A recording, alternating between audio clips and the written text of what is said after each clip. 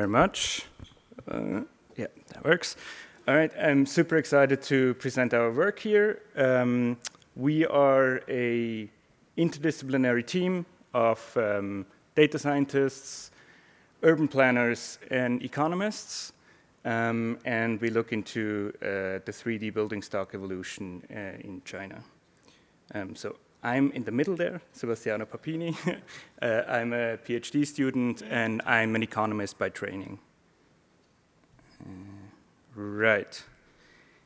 So I give you a very quick background on my field. It's always nice to put a field on one slide, just so you know where our questions come from. So we see this massive increase in GDP over the last 3 decades in China, and at the same time, satellite imagery of the peninsula of Shanghai and how it densified and urbanized. So just from this, taking this as a correlation, we see that there is really this intricate relationship between urbanization and economic productivity and economic growth. And as one of the big ones in our field puts it, cities can be thought of as the absence of physical space between people and firms. And it's really this bringing together in dense places that really makes this productivity gains. That leads me to the core idea of this whole project. In China, for the first time, this urban industrial transformation took place while it was actually documented by satellites in quite a high frequency. And this opens many interesting avenues of research for us. So this leads me to the question, how to ask a satellite for help? Well, nobody will be surprised by our answer in here. We employ a deep learning model. So this is based on a publication that is already out. I'm going to show you the newer work in the end as well. So in the beginning, we started out with taking just Sentinel-1 and 2. You see these first 2 images there. We trained this thing with a data set from Gaude Maps. You can think of this as the Google Maps in China. So these are polygons, and they have a height indication. And then it's a relatively standard architecture. The only thing we do really is adding a footprint classification and a height regression as separate prediction heads. And so we do the height regression given that we identify it as a footprint. And then maybe just to tell you a little bit about where we're placed. So what puts us apart is it's not just a land use model. We really have this third dimension. It's not just, is it a field, is it a forest, is it a house? And then at the same time, obviously, we're not the first to do 3D prediction from satellite imagery, but we do it from this kind of mid-resolution images. And this enables us to do, first, large scale. So we really want to cover basically all of urban China. And the second point is we can do time series, and we can really go back in time, and that informs our research and enables us to do panel statistics.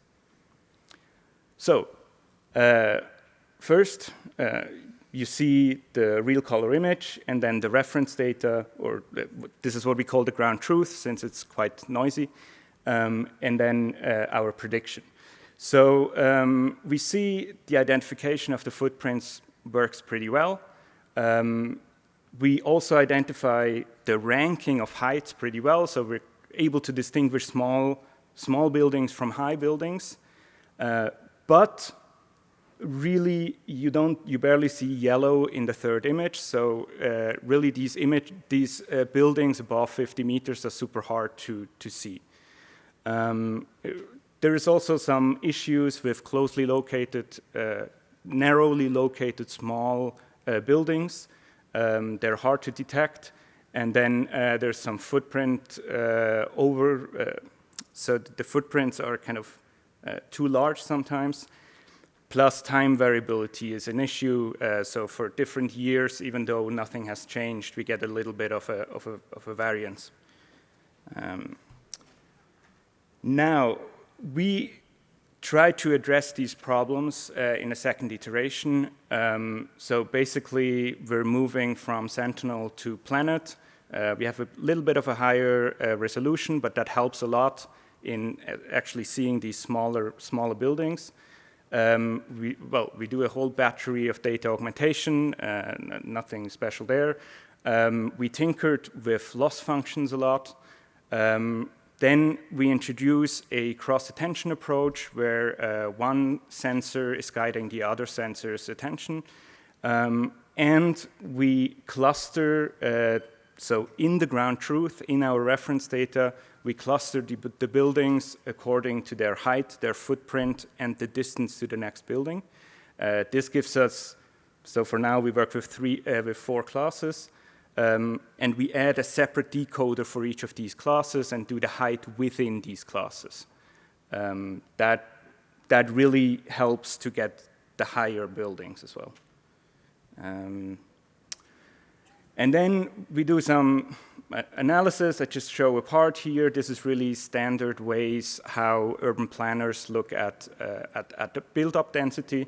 So the first indicator is basically just a share of ground that is really built up with buildings.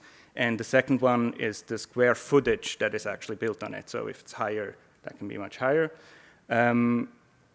In terms of square footage, I think we do pretty well. I might ask, this is street block level. So it's really the negative of streets, parts that are surrounded by street, and then the analysis done on that level. We seem to have a little deviation there that actually the prediction just gets really high once the coverage is really dense. Again, that goes back to the problem of these very narrowly located small buildings, especially compared to our resolution. Right, and this is how that looks. This is the outcome for our test set. This is Shenzhen, downtown Shenzhen. Right, so we're happy to talk about it. Come to our poster. Find us behind the deep fake maze. Right, so that's it.